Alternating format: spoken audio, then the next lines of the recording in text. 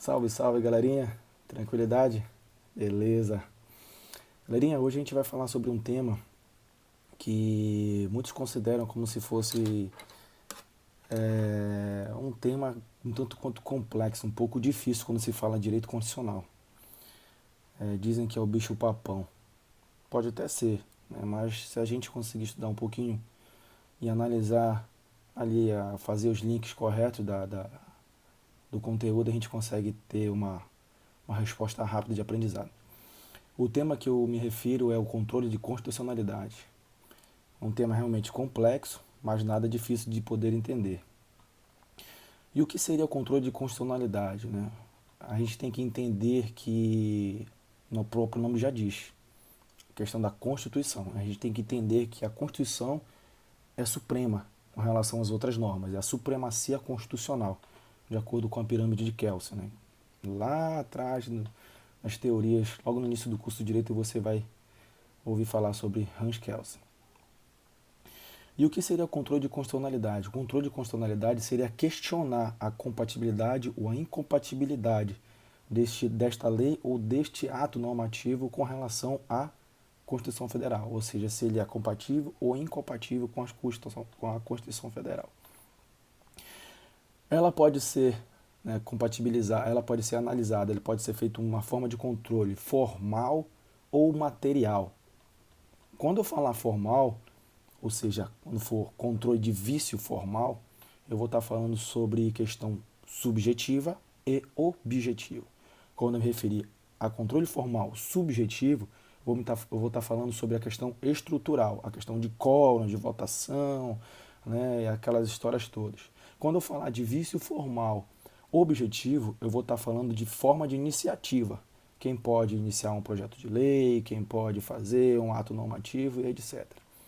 Quando eu falar do vício material, eu vou estar falando da sua matéria propriamente dita, ou seja, da sua forma, do seu conteúdo. E eu só posso analisar essa questão de constitucionalidade dentro da matéria quando ela versar sobre três coisinhas. Para quem gosta de mnemônico, eu vou falar para vocês agora. É o DOI. O que significa DOI? Quando a matéria for relacionada a direitos e garantias fundamentais, a estrutura de Estado, a estrutura de poderes e a organização de Estado, DOI. Direitos e garantias fundamentais, organização do Estado e estrutura dos poderes. Então, quando for tratado algum desses três pontos, seria tratado de questão material. Beleza? Então, quando você tem forma e matéria, questão de controle de constitucionalidade. E qual é o momento? Existe um momento antes e um momento depois. Ou seja, o momento preventivo e o momento repressivo. Quando eu falar momento repressivo, todos os poderes podem fazer, que é a questão do controle de constitucionalidade. Há algumas observações pequenas, mas isso no momento que você está estudando, estiver estudando, você vai conseguir observar. E no momento repressivo, ou seja, depois da norma ou o ato já vigente, você pode ter dois substratos, o difuso e o concentrado. O difuso, concreto, né, incidental, quer dizer que todo juiz, qualquer pessoa que tiver o poder jurisdicional pode fazer análise difusa nesse controle repressivo do controle de constitucionalidade. Ou seja, quando eu falar controle difuso, concreto, incidental, eu vou estar falando que qualquer magistrado, de maneira mais crua falando, qualquer magistrado pode fazer a observação desse controle.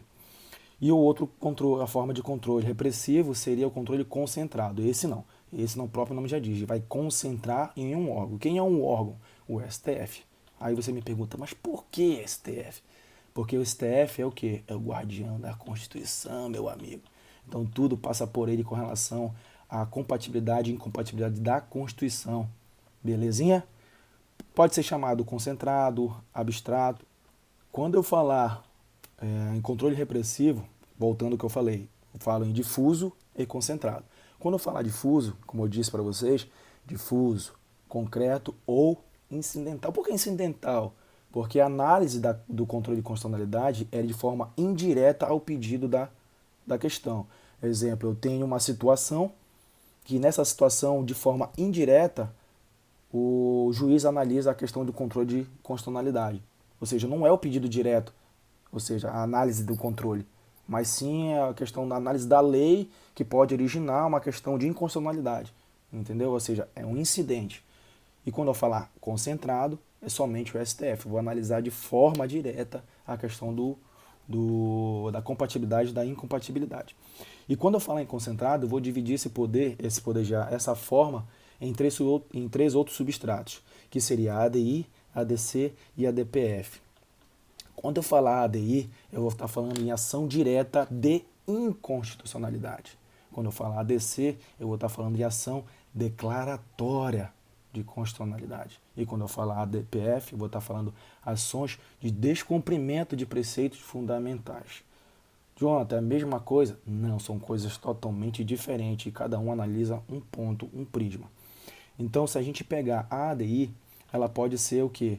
Análise de inconstitucionalidade de um ato ou uma lei federal ou estadual. Ela pode ser uma ADI por omissão ou ADIM omissiva, né? Ou ADIM por omissão ou ADO, como muitos chamam. Vou fazer uma observação logo mais sobre a questão da ADI por omissão. E também tem a ADI interventiva. Faço uma outra observação com relação à ADI interventiva, que somente o PGR pode fazer. Lá na frente eu vou explicar para vocês quais são os legitimados a poder fazer o controle, a iniciar o controle de constitucionalidade.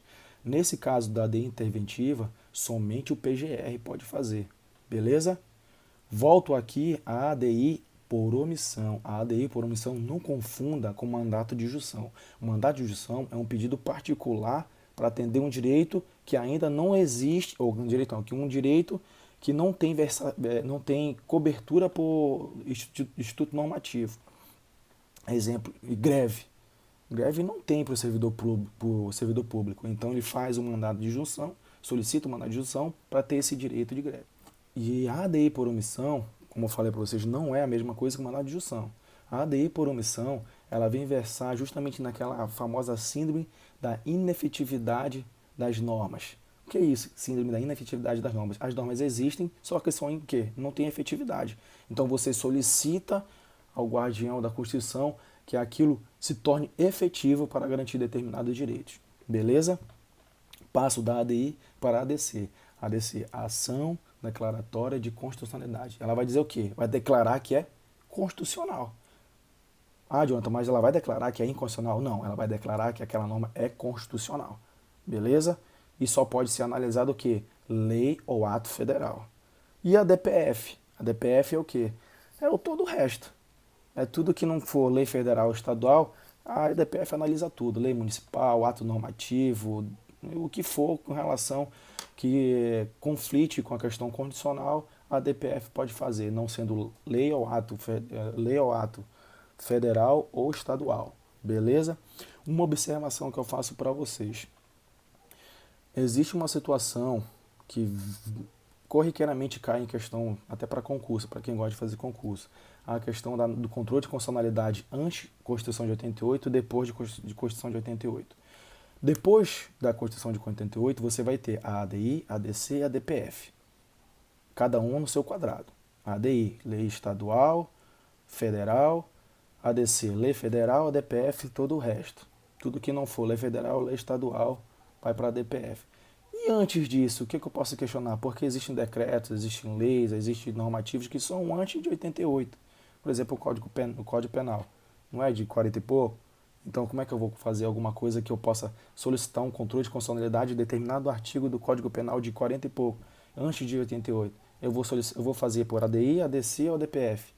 Aí que dá o pulo do gato. Antes de 88, eu não uso ADI nem ADC. Porque, ou seja, é controle de Constituição e inconstituição.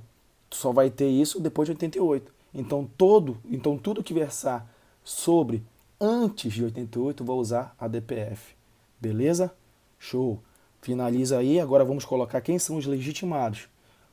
Após terminado a explicação dos três substratos do poder concentrado, que é a ADI, a ADC e a DPF, vou explicar para vocês e vou dizer para vocês quem são os legitimados.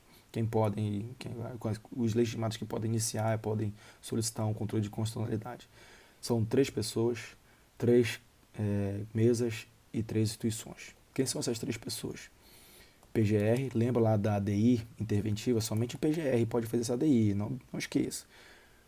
PGR, Presidente da República e os governadores dos estados e do Distrito Federal. Quais são as 3 mesas? Você tem o Senado, você tem a Câmara do Deputado, você tem as Assembleias e as Câmaras Legislativas, que no caso só tem do Distrito Federal. E quais são as 3 instituições? Conselho Federal das Ordens de Advogados, entidade de classe, associações em nível nacional, beleza? E por fim, quem? Os partidos políticos com mandato, tá? Com representação no Congresso. A gente tem que fazer uma observação que existe legitimado especial, legitimado universal. O que significa legitimado universal, legitimado especial? O universal não precisa dizer o intento que ele quer ter com relação ao controle de constitucionalidade, não precisa especificar. Já o legitimado especial, ele precisa dizer por que ele está fazendo isso, por que ele quer que seja feito o controle de constitucionalidade. E quem são os legitimados universais e quem são os legitimados especiais? Bisuzão, macetezinho. Legitimados especiais, sempre os menores. Governadores, as assembleias e as câmaras legislativas e quem mais? Quem mais os menores? Eu deixo de fora, os sindicatos e quem? Associações nacionais. Sindicato que eu falo da entidade de classe, tá? Faz essa observação aí. Tá bom? Então é isso, eu espero ter ajudado vocês, espero que o que eu tenha explicado aqui sirva para o aprendizado de vocês. São gapzinhos, são lances que vocês podem entender de controle de constitucionalidade, não é tão difícil. Tem suas complexidades, mas dá para safar essa pane. Beleza? Valeu, galerinha. Obrigado.